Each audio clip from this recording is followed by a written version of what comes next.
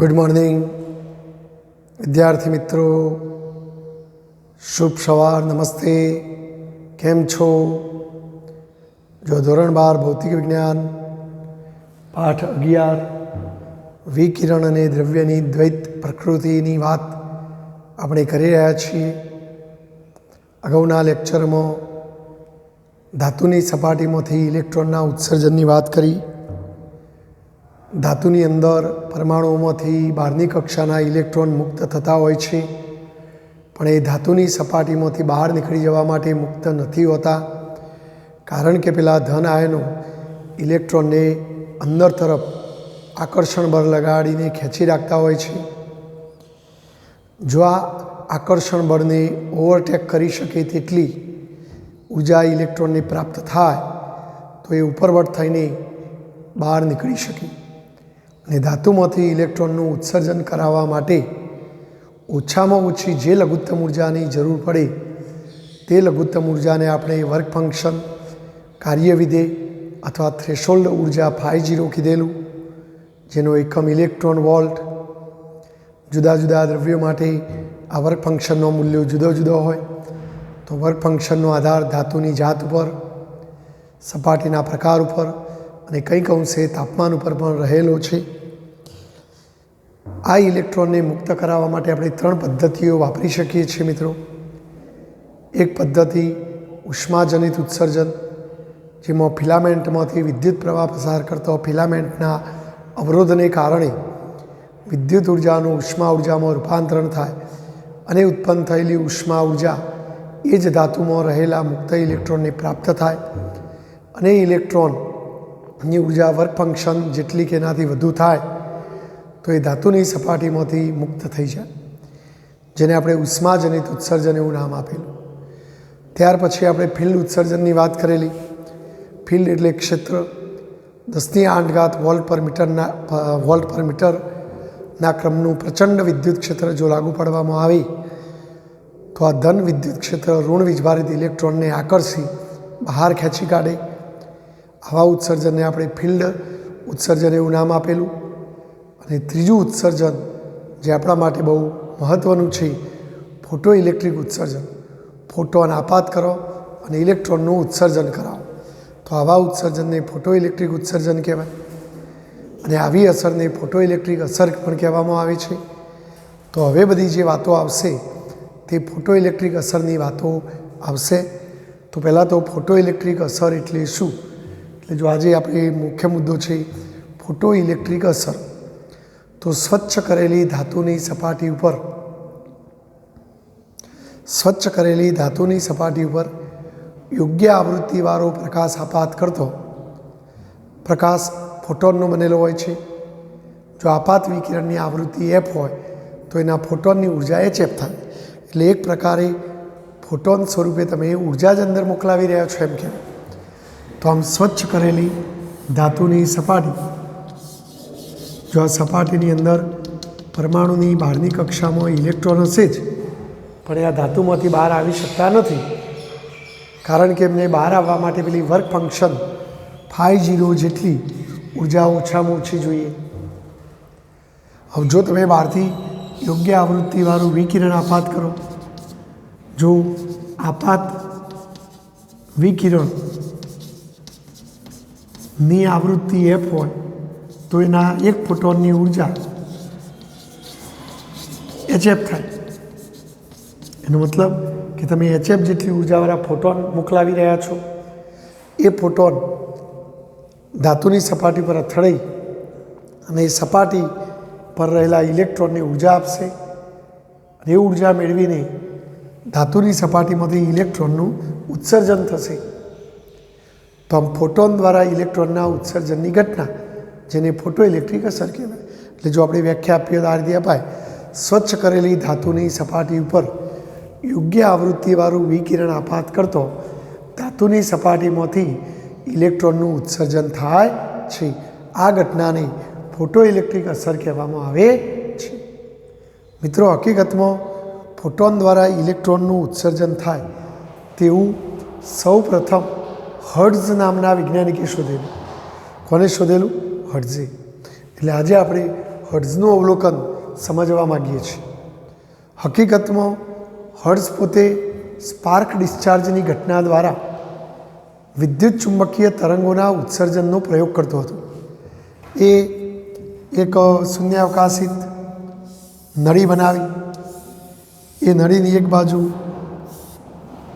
Cathode એટલે બેટરીના ઋણ ધ્રુવ સાથે જોડાયેલું ઇલેક્ટ્રોડ એટલે ધ્રુવ, બીજો એનોડ બેટરીના ધન ધ્રુવ સાથે જોડાયેલું ઇલેક્ટ્રોડ, એટલે ખૂબ જ ઊંચા વોલ્ટેજવાળી બેટરી જોડી, ઊંચા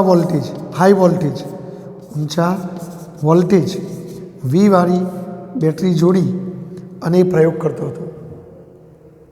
અને આપણે અગાઉ ક્રુક્સના પ્રયોગમાં પણ જોયું કે આ બેટરીના ઋણ ધ્રુવમાંથી અહીંયા આ ફિલામેન્ટને ઉર્જા મળે, ઉર્જા મળવાથી એ ફિલામેન્ટ ગરમ થઈને પોતાનામાંથી ઇલેક્ટ્રોનનું ઉત્સર્જન કરે, પણ ઇલેક્ટ્રોન કદમાં નાના હોવાથી એ રસ્તામાં જતાં આપણને ન દેખાય। વળી જો આ ધન ધ્રુવ હોવાથી ધન ધ્રુવને આકર્ષે એટલે બધા ઇલેક્ટ્રોન દોડીને આ એનોડને ટકરાય અને અહીં પ્રસ્ફુરણની ઘટના દ્વારા પ્રકાશ ઉત્પન્ન કરે, પ્રકાશિત ઝબકારા થાય અને ઝબકારા જેને સ્પાર્ક કહેવાય। શું કહેવાય? સ્પાર્ક। અહીં વિદ્યુત ભાર ફેંક્યો એટલે એને કહેવાય વિદ્યુત ભારની ડિસ્ચાર્જની ઘટના, ચાર્જ ડિસ્ચાર્જની ઘટના, અને એના દ્વારા સ્પાર્ક ઉત્પન્ન કરી અને વિદ્યુત ચુંબકીય તરંગો મેળવવાનો એ પ્રયોગ કરતો હતો। આ અહીંથી ઇલેક્ટ્રોનનું ઉત્સર્જન થાય છે, માટે ઘણા લોકો આ કેથોડને ઉત્સર્જક પણ કહેતા હોય છે। તો આ રીતે હકીકતમાં હર્ટ્ઝ સ્પાર્ક ડિસ્ચાર્જની ઘટના દ્વારા વિદ્યુત ભારોનું ડિસ્ચાર્જ કરીને સ્પાર્ક ઉત્પન્ન કરી પ્રકાશિત તણખા ઉત્પન્ન કરતો હતો, અને પ્રકાશ એક વિદ્યુત ચુંબકીય તરંગ છે। અહીંયા એને અમુક પ્રકાશિત ઝબકારા જોવા મળતા હતા। હવે ને આ ચાલુ પ્રયોગમાં આ ઉત્સર્જક ઉપર બહારથી પ્રકાશ આપાત કર્યો, આર્ક લેમ્પ, જબરજસ્ત તેજસ્વી ફિલામેન્ટમાંથી પ્રકાશ આવે। આપણે વ્યવહારમાં હેલોજન બલ્બને બધું જોઈએ છીએ, તો એવા આર્ક લેમ્પમાંથી જે અલ્ટ્રાવાયોલેટ પ્રકાશ ઉત્પન્ન થાય, અહીંયા આપણે આર્ક લેમ્પ લઈએ અને લેમ્પમાંથી અલ્ટ્રાવાયોલેટ પ્રકાશ ઉત્પન્ન કરી એને આ ઉત્સર્જક ઉપર આપાત કર્યો। એટલે હકીકતમાં આ ફોટોન આપાત કર્યા નહીં, કારણ કે અહીં લેમ્પમાંથી પ્રકાશ જાય, પ્રકાશ એક ફોટોનનો બનેલો છે। તો આમ જ્યારે હર્ટ્ઝે આ ઉત્સર્જક યાને કે કેથોડને આર્ક લેમ્પના અલ્ટ્રાવાયોલેટ પ્રકાશ દ્વારા પ્રકાશિત કર્યો, તો એના આશ્ચર્ય વચ્ચે અહીંયા પ્રસ્ફુરણની ઘટનામાં વધારો થયો।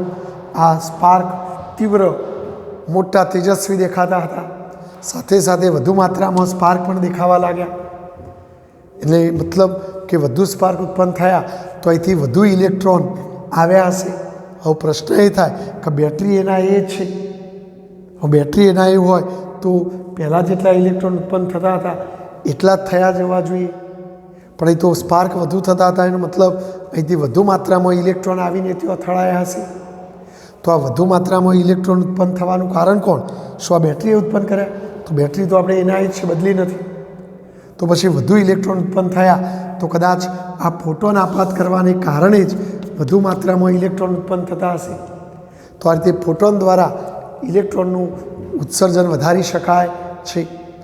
તો આમ ઉત્સર્જકને આર્ક લેમ્પના અલ્ટ્રાવાયોલેટ પ્રકાશ વડે પ્રકાશિત કરીને વિદ્યુત ચુંબકીય તરંગોના ઉત્સર્જનના પ્રાયોગિક અભ્યાસો દરમિયાન હર્ટ્ઝે જોયું, જો અહીંયા કેટલા ઇલેક્ટ્રોન અથડાય એ બધું અહીં ખ્યાલ આવશે। એટલે આને ડિટેક્ટર લૂપ કહેવાય। ડિટેક્ટર લૂપ, ડિટેક્ટર એટલે શોધી કાઢનાર, કેટલા ઇલેક્ટ્રોન આવ્યા છે એની ભાળ અહીંયા મળશે। જો અહીં ઓછા સ્પાર્ક જોવા મળે તો ઇલેક્ટ્રોન ઓછા આવ્યા છે, વધુ સ્પાર્ક મળે તો વધુ ઇલેક્ટ્રોન આવ્યા છે। તો હર્ટ્ઝે જોયું તો આ ડિટેક્ટર લૂપની આસપાસ સ્પાર્ક મોટી સંખ્યામાં તીવ્ર વધુ મળતા હતા। હવે આનું કારણ આપણે સમજીએ કે જો આ ધાતુ છે, આ ધાતુની સપાટીમાં ઇલેક્ટ્રોન તો હોય જ, એ ઇલેક્ટ્રોન પેલા ધન આયનોના આકર્ષણ બળ વડે ખેંચાયેલા હોય છે। આ ધાતુની સપાટી પર પ્રકાશરૂપી ફોટોન આપાત કરતો કેટલાક ઇલેક્ટ્રોન આ ફોટોનમાંથી ઉર્જા મેળવશે અને આ વિકિરણમાંથી પદાર્થની સપાટી પર રહેલા ઇલેક્ટ્રોનને ઉર્જા મળવાથી એ ઇલેક્ટ્રોન આ ધન આયનોના આકર્ષણ બળને ઓળંગી શકે એટલી પૂરતી ઉર્જા જો એમને મળી જાય તો એ ધાતુના બંધનમાંથી મુક્ત થઈ જાય છે અને એ ઉર્જા મેળવીને ઇલેક્ટ્રોન મુક્ત થઈ આસપાસના વાતાવરણમાં મુક્ત થઈ જાય છે અને આમ ફોટોન દ્વારા ઇલેક્ટ્રોનનું ઉત્સર્જન મેળવી શકાય એવી હકીકત સૌથી પહેલાં કોના ધ્યાનમાં આવેલી મિત્રો? હર્ટ્ઝ નામના વૈજ્ઞાનિકના ધ્યાનમાં આવેલી.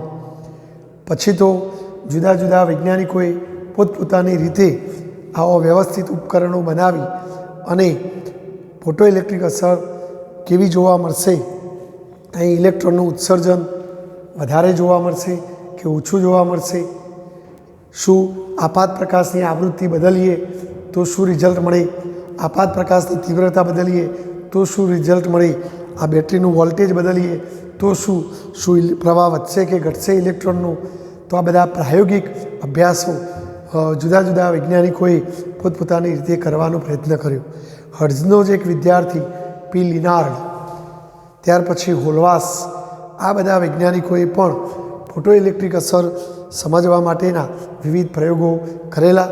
તો હવે પછી આપણે બીજા વૈજ્ઞાનિક પી લિનાર્ડના પ્રયોગની વાત કરીશું મિત્રો.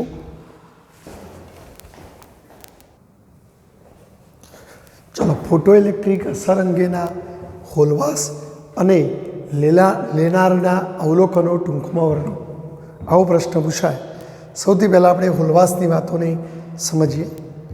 હોલવાસે ઝિંક ધાતુની 3 પ્લેટો લીધી મિત્રો.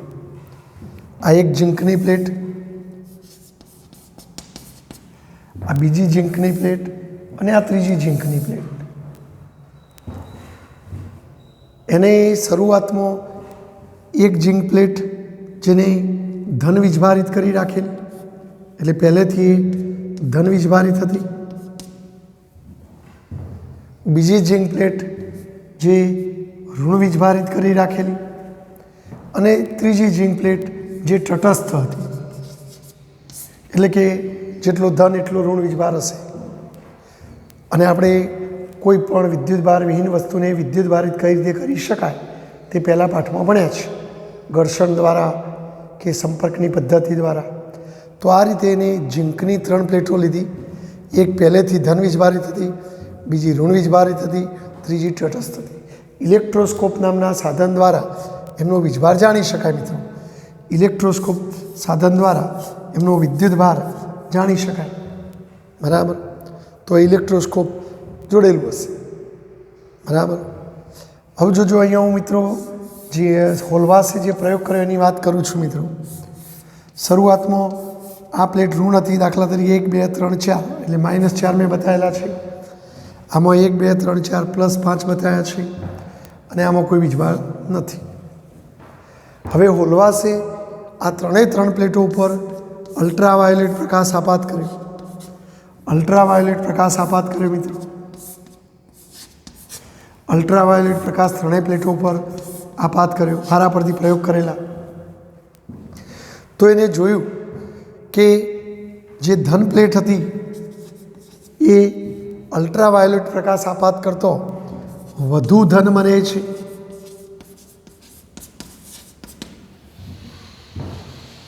જે ઋણ પ્લેટ હતી એ ઓછી ઋણ મને છે.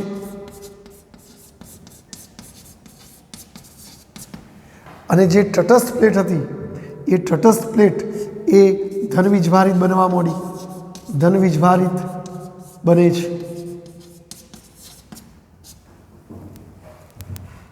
એનો મતલબ આ વધુ ધન બને છે.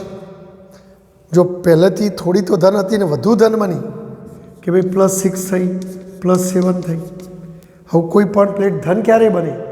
ઋણ ગુમાવે તો. એટલે કદાચ આ અલ્ટ્રાવાયોલેટ પ્રકાશ આપાત કરતો આ પ્લેટ પોતાનામાંથી ઇલેક્ટ્રોનનું ઉત્સર્જન કરતી હશે, ઋણ વીજભાર ગુમાવતી હશે, અને ઋણ ગુમાવી તો એ ધન બને, એટલે +5 તો હતું. જો એક ઇલેક્ટ્રોન ગુમાવે તો સામે એટલો ધન વધે, એટલે +6 થાય. હજુ બીજો ઇલેક્ટ્રોન ગુમાવે તો પાછો એક વધે તો +7 થાય. તો આ વધુ ધન બને છે એનું કારણ કે એ ઋણ વીજભાર ગુમાવે છે. तो आम झिंक प्लेट पर अल्ट्रावायोलेट प्रकाश आपात करतो ये झिंकनी प्लेट ऋण विद्युतभार एटले के इलेक्ट्रॉनનું પોતાનામાંથી શું કરતી હશે? ઉત્સર્જન.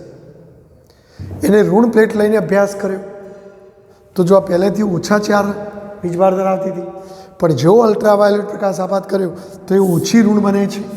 એટલે કે ઓછા ચારમાંથી ઓછા 3 થઈ, ઓછા 3માંથી ઓછા 2 થઈ. એનો મતલબ કે એ જે ઇલેક્ટ્રોન છે એ જો અહીં -4 થાય, એક ઇલેક્ટ્રોન જતો રહે તો -3 વધે, 2 ઇલેક્ટ્રોન જતા રહે તો -2 વધે. તો આ ઘટનામાં પણ શું થતું હતું? ઇલેક્ટ્રોનનું ઉત્સર્જન જ થતું હતું. જો તટસ્થ પ્લેટ લઈએ તો એ ધન વીજભારિત બનતી હતી. એટલે જો એને ઇલેક્ટ્રોસ્કોપમાં પેલા ધાતુની 2 પટ્ટીઓ આમ લબડતી રાખેલી, અને જેવો પ્રકાશ આપાત કર્યો કે તરત આ પટ્ટીઓ આમ દૂર ગઈ. એનો મતલબ કે પ્લેટમાંથી ઇલેક્ટ્રોન ઉત્સર્જિત થઈને અહીંયા આવ્યા છે અને ઋણને અપા કરશે, એના કારણે આમ દૂર જઈ. બરાબર? એટલે આપણે આકૃતિ દોરવાની કોઈ જરૂર નથી. આ તો મેં તમને સમજાવવા માટે આકૃતિ દોરી, બાકી પુસ્તકમાં આકૃતિ નથી. પણ એ તટસ્થના બદલે ધન વીજભારિત થઈ, અને ધન ત્યારે જ બને કે જે ઋણ ગુમાવે. તો આમ 3 ઘટનાઓમાં, ચાહે તટસ્થ પ્લેટ હોય, ચાહે ધન વીજભારિત પ્લેટ હોય કે ઋણ વીજભારિત પ્લેટ હોય, આ 3 પ્રકારની પ્લેટો ઉપર યોગ્ય આવૃત્તિવાળો અલ્ટ્રાવાયોલેટ પ્રકાશ આપાત કરવામાં આવે તો આ 3 ઘટનાઓમાં પ્લેટમાંથી ઇલેક્ટ્રોન ઉત્સર્જિત થઈને ધાતુમાંથી બહાર નીકળતા જોવા મળે છે. અને આ ફોટોન દ્વારા ઇલેક્ટ્રોનનું ઉત્સર્જન થાય છે. એ વાત હર્ટ્ઝની જે હતી એ વાત સાચી છે, એવી વાતને આ હોલવાસે પોતાના પ્રયોગ દ્વારા સમર્થન કર્યું. તો આ હોલવાસના પ્રયોગ દ્વારા હર્ટ્ઝની વાતને સમર્થન મળેલું કે ફોટોન દ્વારા ઇલેક્ટ્રોનનું ઉત્સર્જન કરી શકાય. તો આ હોલવાસનું મંતવ્ય મેં બતાવ્યું. અને હવે લેનાર્ડના પ્રયોગની આપણે વાત કરીએ મિત્રો. ચાલો મિત્રો તાણે થોડા આગળ વધીએ. ઈસવીસન 1886થી 1902ના ગાળા દરમિયાન પી લેનાર્ડ અથવા પી લેનાર્ડ અને હોલવાસ નામના વૈજ્ઞાનિકોએ આ ફોટો ઇલેક્ટ્રિક અસરનો સિસ્ટેમેટિક અભ્યાસ કરેલો, જેમાં આપણે હોલવાસની વાતો હમણાં હાલ કરી ઝિંકની પ્લેટો ઉપર. અને હવે લેનાર્ડના પ્રયોગની વાત કરીએ મિત્રો. તો લેનાર્ડે પોતે હર્ટ્ઝના જેવું જ એક સિસ્ટેમેટિક સાધન બનાવેલું. એને આવી એક શૂન્યાવકાશિત કરેલી કાચની નળી લીધી મિત્રો. જો એક કાચની નળી છે, વાયુ શોષક પંપની મદદથી એને અંદરથી વાયુ ખેંચી એને શૂન્યાવકાશિત બનાવી દીધી. નળીની અંદરની બાજુ આ બાજુ એક ધાતુની પ્લેટ ગોઠવી, આ બીજી બાજુ એક ધાતુની પ્લેટ ગોઠવી. તો નળીની અંદર 2 ધાતુની પટ્ટીઓ એકબીજાની સામસામે ગોઠવી, જે ઇલેક્ટ્રોડ ધ્રુવ તરીકે ઉપયોગમાં લેવાની છે. એક પટ્ટીને બેટરીના ઋણ ધ્રુવ સાથે જોડવામાં આવી છે, બીજીને બેટરીના ધન ધ્રુવ સાથે જોડવામાં આવે છે. બેટરીના ઋણ ધ્રુવ સાથે જોડાયેલ ઇલેક્ટ્રોડને કેથોડ કહેવામાં આવે છે, કેથોડ સી. અને બેટરીના ધન ધ્રુવ સાથે જોડાયેલા ઇલેક્ટ્રોડને એનોડ એ કહેવામાં આવે છે. આ બેટરીનો વોલ્ટેજ બદલવો હોય તો એની સાથે તમે રિયોસ્ટેટનું જોડાણ કરી શકો મિત્રો. કે ભાઈ ચલો આ રીતે રિયોસ્ટેટ જોડી અને રિયોસ્ટેટનું સ્લાઇડર અહીંયા રાખવાનું, જેથી તમે સ્લાઇડર આગું પાછું કરો તો આ 2 ધ્રુવો વચ્ચે લાગુ પાડેલો વિદ્યુત સ્થિતિમાનનો તફાવત વોલ્ટેજ બદલી શકાય. અહીં ફોટોન દ્વારા ઇલેક્ટ્રોનનું ઉત્સર્જન સમજવાનું છે. તો આપણે ફોટોન આપાત કરવા માટે અહીંયા એને એક બારી ગોઠવેલી. પહેલેથી નળી બનાવતી વખતે જ અહીંયા એક બારીની વ્યવસ્થા કરેલી, અને બારી ઉપર એને ક્વાર્ટ્ઝનો સ્ફટિક ગોઠવેલો. એટલે એને ક્વાર્ટ્ઝ વિન્ડોઝ અથવા ક્વાર્ટ્ઝની બારી કહેવામાં આવે છે. અને એ બારીમાં થઈને આપણે અલ્ટ્રાવાયોલેટ પ્રકાશ પાર જોબલી પ્રકાશ આપાત કરીશું અને એ કાચની બારીમાં થઈ ક્વાર્ઝના સ્ફટિકમાં જઈ અને આ ધાતુની સપાટી પર પડશે. ટૂંકમાં ફોટોન આપાત થશે. ફોટોન દ્વારા ઇલેક્ટ્રોનનું ઉત્સર્જન થશે. વળી જુઓ આ કેથોડ ઋણ છે, એની સાપેક્ષમાં આ એનોડ ધન છે, તો કેથોડની સાપેક્ષમાં એનોડને ધન વિદ્યુત સ્થિતિમાંની અથવા ધન વિભવે, આવો શબ્દ વાપરેલો વિભવ, તો એમાં ગભરાઈ નહીં જવાનું. ધન વિભવ એટલે ધન વોલ્ટેજ એમ. તો કેથોડની સાપેક્ષે એનોડને ધન વિભવે ગોઠવેલો છે. જો ઇલેક્ટ્રોન ઉત્પન્ન થશે તો ઇલેક્ટ્રોન ઋણ હોય અને ઋણ ધન બાજુ આકર્ષો, એટલે આપણે આવું ઇલેક્ટ્રોન આમ જતા બતાવીશું થોડા ઘણા. અને આ ઇલેક્ટ્રોન અહીંથી અહીં આવશે. જો આ ધ્રુવનું કાર્ય શું, અહીંયા ઉત્પન્ન થયેલા ઇલેક્ટ્રોનને ત્યાં ખેંચી લેવાનું છે, ત્યાં ભેગા કરવાનું છે, કલેક્ટ કરવાનું છે. એટલે ઘણા લોકો આને કલેક્ટર પણ કહેતા હોય છે મિત્રો. શું કહેતા હોય છે? કલેક્ટર. ટુ કલેક્ટ એટલે ભેગા કરવું, એકઠા કરવું, અને એના ઉપરથી કલેક્ટર. તો એનોડને કલેક્ટર પણ કહી શકાય. તો અહીંયા ઉત્પન્ન થયેલા ઇલેક્ટ્રોન બધા અહીં ભેગા થાય, એ બેટરીના ધન ધ્રુવમાં આમથી આમ જશે અને ઇલેક્ટ્રોનની ગતિથી પ્રવાહ રચાશે. જો અહીં તમે પ્રવાહ માપક સાધન જોડેલું હોય, ધારો કે હું માઇક્રોએમીટર જોડું, તો જો એ માઇક્રોએમીટર તમને પ્રવાહ બતાવે તો એનો મતલબ કે ઇલેક્ટ્રોન આમથી આમ ગયા હશે. જો વધુ પ્રવાહ બતાવે તો વધુ માત્રામાં ઇલેક્ટ્રોન ગયા હશે, ઓછો પ્રવાહ બતાવે તો ઓછી માત્રામાં ઇલેક્ટ્રોન ગયા હશે. એ ઇલેક્ટ્રોન અહીં આવી બેટરીમાં થતી રાસાયણિક પ્રક્રિયામાંથી ઉર્જા મેળવીને પાછા અહીં આવે, અહીંથી અહીં આવે, પાછા પેલા ફોટોન દ્વારા ઉર્જા મેળવીને ફરી ઉત્સર્જિત થાય, પાછા અહીં આવે, અહીંથી અહીં આવે, અહીંથી ઉર્જા મેળવીને પાછા અહીં આવે, અને આમ સતત ક્રિયા ચાલુ રહે. તો આ કેથોડ એ ઇલેક્ટ્રોનનું ઉત્સર્જન કરવાનું કામ કરે છે, માટે આને ઉત્સર્જક પણ કહી શકાય મિત્રો. તો સીને આપણે ઉત્સર્જક કહીશું. તો જો ફરી એકવાર મિત્રો, પી લેનાર્ડે શૂન્યાવકાશી કાચની એક નળી લીધી. એ નળીના સામસામેના છેડે બે ધાતુની પટ્ટીઓ એટલે કે ઇલેક્ટ્રોડ્સ ધ્રુવો ગોઠવ્યા. કેથોડ જે ઇલેક્ટ્રોનનું ઉત્સર્જન કરવાનું કામ કરશે. આ કેથોડ એક સરસ મજાની ફોટો સંવેદી સપાટી છે. ફોટો સંવેદી સપાટી એટલે ફોટોનની એના ઉપર સંવેદના થાય. સંવેદના થવી એટલે અસર થવી, સેન્સિટિવ. જેમ આપણે કોઈકને કંઈક કહીએ અને જો એને અસર થાય તો એ સેન્સિટિવ માણસ કહેવાય. બહેનો ખાસ વધારે સેન્સિટિવ હોય, એમને આપણે કંઈક બોલીએ તો તરત એમને લાગી આવે, અને જેને આ ઝડપથી અસર થાય તો બહુ સેન્સિટિવ કહેવાય, સંવેદનશીલ કહેવાય. એમ અહીંયા આપણે એવી ધાતુની સપાટી લઈએ કે જેના ઉપર ફોટોનની અસર થાય, માટે એવી સપાટીને ફોટો સંવેદી સપાટી કહેવામાં આવે છે મિત્રો.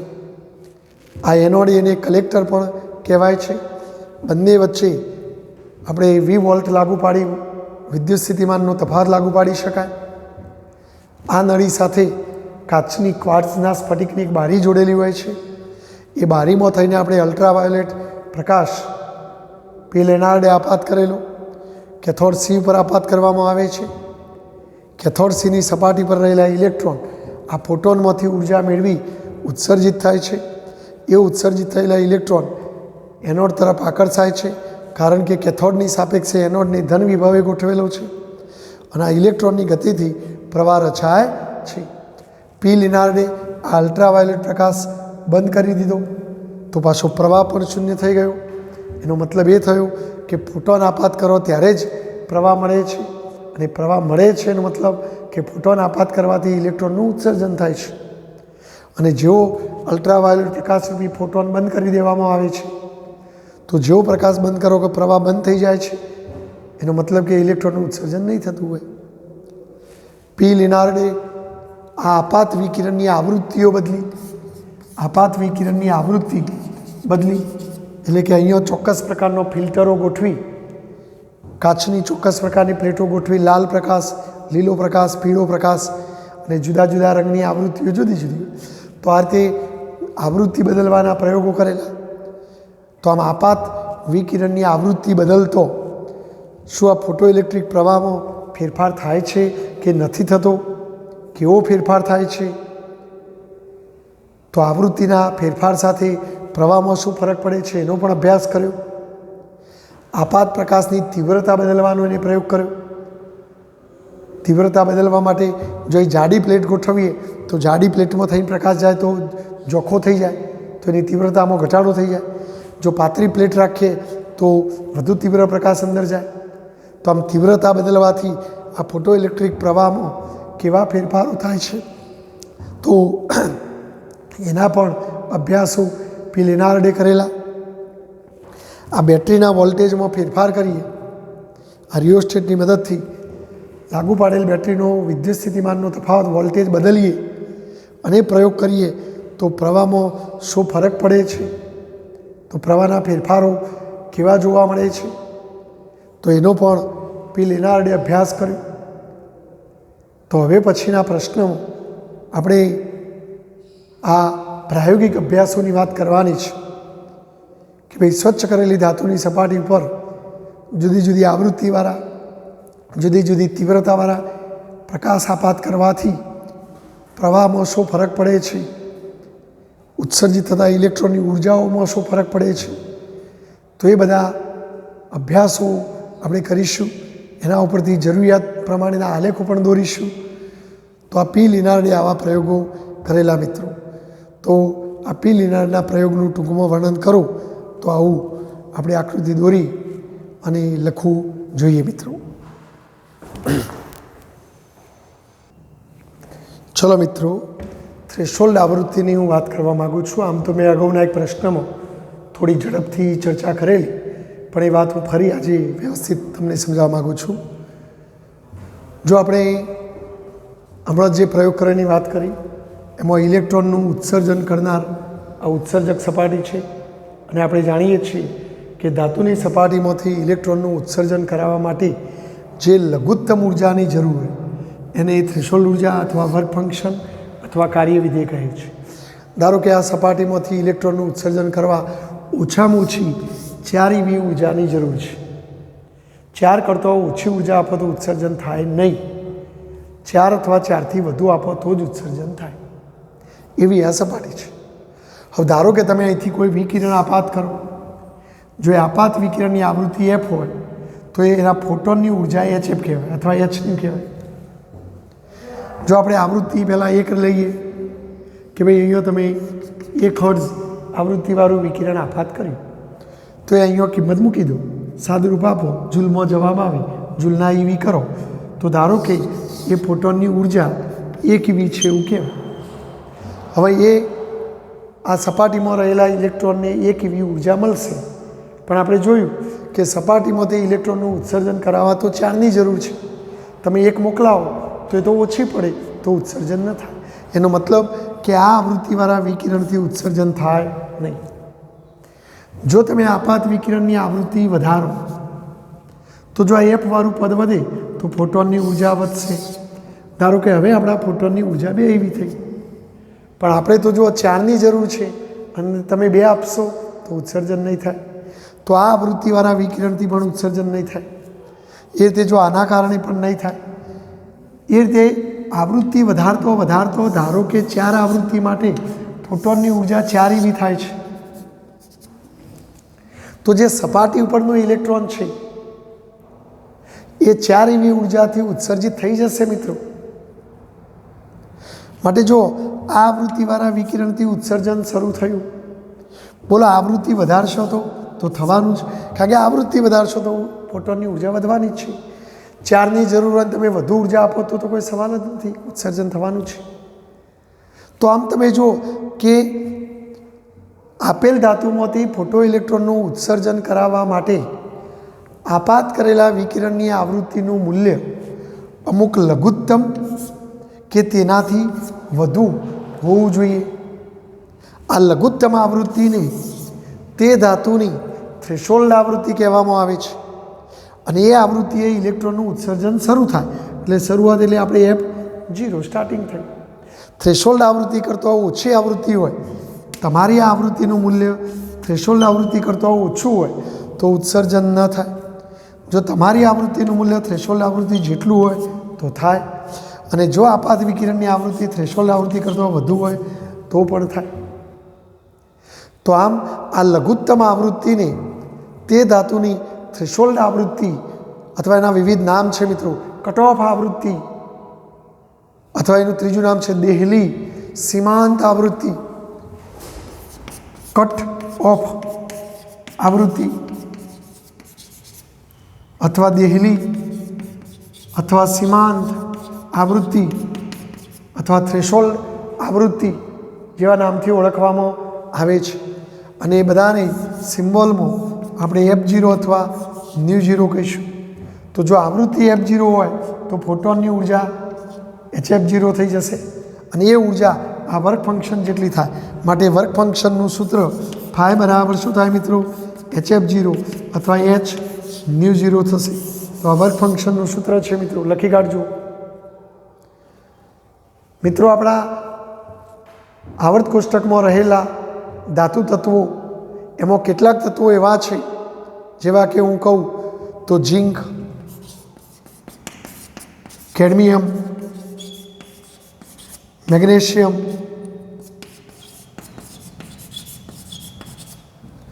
तो आ झिंक, कैडमियम, मैग्नेशियम जेवा धातु तत्वों माटे थ्रेशोल्ड आवृत्तिનું મૂલ્ય આપણા વિદ્યુત ચુંબકીય વર્ણપટમાં 5 જાંબલી વિભાગમાં જોવા મળે છે। એનો મતલબ કે તમે અહીંયા ઝિંકની પ્લેટ ગોઠવો કે કેડમિયમની કે મેગ્નેશિયમની પ્લેટ ગોઠવીને પ્રયોગ કરો તો જો તમે 5 જાંબલી यानी કે અલ્ટ્રાવાયોલેટ પ્રકાશ આપાત કરો તો જ ઉત્સર્જન થાય, અથવા એના કરતાં ઊંચી ઉર્જાવાળા વિકિરણો આપાત કરવા પડે। બરાબર। આપણા વિદ્યુત ચુંબકીય વર્ણપટ યાદ કરો મિત્રો। વિદ્યુત ચુંબકીય વર્ણપટમાં नीचे सौथी नीचे ओછી आवृत्तिवाळा रेडियो तरंगो था, पछी अहींया सौथी ऊपर गेमा था, गेमा थी नीचे एक्सरे था, एक्सरे थी नीचे अल्ट्रावायोलेट था, अहीं दृश्य, पाररक्त आवुं बधुं हतुं मित्रों। एटले जो तमे अल्ट्रावायोलेट प्रकाशथी विकिरणनुं उत्सर्जन थाय तो एनाथी आ ऊंची ऊर्जा है, जेम आम जी एम आवृत्ति वधे तो अल्ट्रावायोलेट पछी एक्सरे गेमाथी पण उत्सर्जन थाय, पण एनाथी ओછી ऊर्जावाळाथी न थाय। तो आ झिंक, कैडमियम, मैग्नेशियममांथी जो इलेक्ट्रॉननुं उत्सर्जन कराववुं होय तो आपात विकिरणनी आवृत्ति अल्ट्रावायोलेट विभागनी राखवी जोईए के एनाथी वधु ऊर्जावाળી राखवी जोईए। तो आम पुस्तकमां एवुं लख्युं छे कि झिंक, कैडमियम, मैग्नेशियम जेवा तत्वों माटे थ्रेशोल्ड आवृत्तिनो मूल्य विद्युत चुंबकीय वर्णपटना 5 जांबली विभागमां जोवा मळे छे। परंतु मित्रों तमे आल्कली धातुओ लो, आल्कली धातुओ जेवी के sodium, potassium, rubidium, caesium, francium, आ बधी धातु जो तमे अहींया आ बधी धातुओनो कैथोड राखो अने जो इलेक्ट्रॉननुं उत्सर्जन कराववा मागता हो तो दृश्य प्रकाश काफी छे मित्रों। एटले आपणा विद्युत चुंबकीय वर्णपटमां पेला दृश्य विभागमां जे तरंगो आवता होय ए बधा तरंगो आपात करो तो पण आमांथी इलेक्ट्रॉननुं उत्सर्जन शक्य बने छे। तो आम आल्कली धातुओ माटे lithium, sodium, potassium, rubidium, caesium, francium, lithium पण आल्कली धातुओमां आवे। तो आ बधी धातुओं माटे फोटो इलेक्ट्रॉननुं उत्सर्जन कराववुं होय तो दृश्य विभागना विकिरणों चाली शके। बराबर। जो तमने घणीवार कोई आवुं होय मारे पूछाय कि एक धातुनी सपाटीमांथी इलेक्ट्रॉननुं उत्सर्जन कराववा माटे अल्ट्रावायोलेट विकिरणों थी उत्सर्जन थतुं नथी। धारो के खाली एम छे अल्ट्रावायोलेट थी उत्सर्जन थतुं नथी तो नीचेनामांथी कई आवृत्तिवाळा विकिरणोथी उत्सर्जन शक्य थशे। पछी कौंसमां लख्युं एक्सरे, दृश्य, पाररक्त, रेडियो तरंगो। हवे एम कहेशे के अल्ट्रावायोलेट थी उत्सर्जन थतुं नथी तो नीचेनामांथी कया विकिरणो आपात करो तो उत्सर्जन थाय। तो हवे जो आमनाथी उत्सर्जन थतुं नथी तो पछी एमनाथी ओછી ऊर्जावाळाथी तो थाय ज नहीं। हवे एमनाथी ओછી ऊर्जावाळा आ बधा छे तो एनो मतलब रेडियो तरंगोथी ना थाय, दृश्य तरंगोथी ना थाय, पाररक्तथी ना थाय। पण एक्सरे तो एक्सरेनी ऊर्जा तो एमनाथी वधु छे એટલે કદાચ આમનાથી નથી થતું તો આ વધારવાળાથી થઈ શકતું હશે. ઘણીવાર તો આ જવાબ છે આપણો એક્સરે. આ જવાબ છે મિત્રો. જો એક્સરે ના આપ્યું હોય ને ગેમા આપ્યું હોય, કઈમાં ગેમા, તો ગેમા કિરણો પણ જો અલ્ટ્રાવાયોલેટથી ના થાય તો કદાચ ગેમા તો એનાથી વધુ ઉર્જાવાળો છે તો થઈ શકે. એટલે આવું હોય અમારે પૂછાય તો આવડવું જોઈએ મિત્રો. તો આ વિદ્યુત ચુંબકીય વર્ણપટમાં ક્રમમાં જે ગોઠવાય છે એ પણ આપણને ખબર હોવી જોઈએ કે આમાં કોની ઉર્જા ઓછી તો આ નીચેવાળાની ઉર્જા ઓછી, આમ જેમ ઉર્જા વધતી જાય. ગેમા ઊંચામાં ઊંચી ઉર્જાવાળી માં, શક્તિશાળી માં, દેવીઓ શક્તિશાળી હોય તો આપણે આ યાદ કરવાનું ગેમા, હા ઊંચામાં ઊંચી ઉર્જાવાળી. તો એવું અને આમ જેમ ઉર્જા વધતી જાય તો આવું હોય મારે પૂછાય તો આવડવું જોઈએ મિત્રો. તમને હોય મારે પૂછાય કે નીચેનામાંથી કયા તત્વ માટે થ્રેશોલ્ડ આવૃત્તિનો મૂલ્યો દ્રશ્ય વિભાગમાં જોવા મળે છે? તો આલ્કલી ધાતુ lithium, sodium, potassium, rubidium, caesium, francium, તો એ બધા માટે દ્રશ્ય વિભાગ આવે. જ્યારે ઝિંક, કેડમિયમ, મેગ્નેશિયમ એ બધી હોય તો અલ્ટ્રાવાયોલેટ વિભાગ આવે. તો અમે થ્રેશોલ્ડ આવૃત્તિની વાત કરી. જો વર્ક ફંક્શન φ0 બરાબર HF0, આ F0 નહીં શું કહેવાય? થ્રેશોલ્ડ આવૃત્તિ. φ0 ને શું કહેવાય? થ્રેશોલ્ડ ઉર્જા. અને આપણે એક મિત્રો આવું બની ગયા કે સી બરાબર એફ લેમડા, તો એફ બરાબર સી અપોન લેમડા. જો અહીં F0 તો અહીં લેમડા 0, તો આપણું સૂત્ર આવું થાય F0ની કિંમત મૂકો તો આ લેમડા 0 નહીં, થ્રેશોલ્ડ તરંગ લંબાઈ કહેવાય.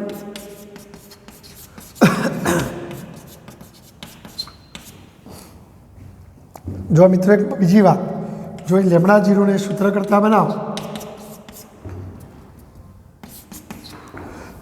તો આપણું સૂત્ર લેમડા 0 બરાબર સી અપોન F0. આ શું કહેવાય? લઘુત્તમ આવૃત્તિ. તો આવૃત્તિ જો લઘુત્તમ હોય તો તરંગ લંબાઈ મહત્તમ હોય. તો ઘણીવાર એવું કે જે મહત્તમ તરંગ લંબાઈ વળી ઇલેક્ટ્રોનનું ઉત્સર્જન થાય તે મહત્તમ તરંગ લંબાઈને થ્રેશોલ્ડ તરંગ લંબાઈ કહેવાય. એટલે થ્રેશોલ્ડ તરંગ લંબાઈની વ્યાખ્યા બોલતા હોઈએ તો ત્યાં શબ્દ કયો વાપરવો જોઈએ કે આપાત વિકિરણની જે મહત્તમ તરંગ લંબાઈએ વિકિરણનું ફોટો ઇલેક્ટ્રોનનું ઉત્સર્જન થાય તે મહત્તમ તરંગ લંબાઈને થ્રેશોલ્ડ તરંગ લંબાઈ કહેવાય. પણ આવૃત્તિ માટે લઘુત્તમ આવૃત્તિ શબ્દ વાપરવું જોઈએ. ઉર્જા માટે લઘુત્તમ ઉર્જા શબ્દ વાપરવું જોઈએ. તો જે લઘુત્તમ ઉર્જા એ ધાતુની સપાટીમાંથી ઇલેક્ટ્રોનનું ઉત્સર્જન થાય તે લઘુત્તમ ઉર્જાને થ્રેશોલ્ડ ઉર્જા, લઘુત્તમ આવૃત્તિને થ્રેશોલ્ડ આવૃત્તિ અને મહત્તમ તરંગ લંબાઈને થ્રેશોલ્ડ તરંગ લંબાઈ કહેવાય. ત્યાં ભૂલથી લઘુત્તમ તરંગ લંબાઈ એવું બોલી ના જતા, નહીંતર ખોટા પડશું. બોલો ઓકે. તો આ થ્રેશોલ્ડ આવૃત્તિની મેં વાત કરી મિત્રો.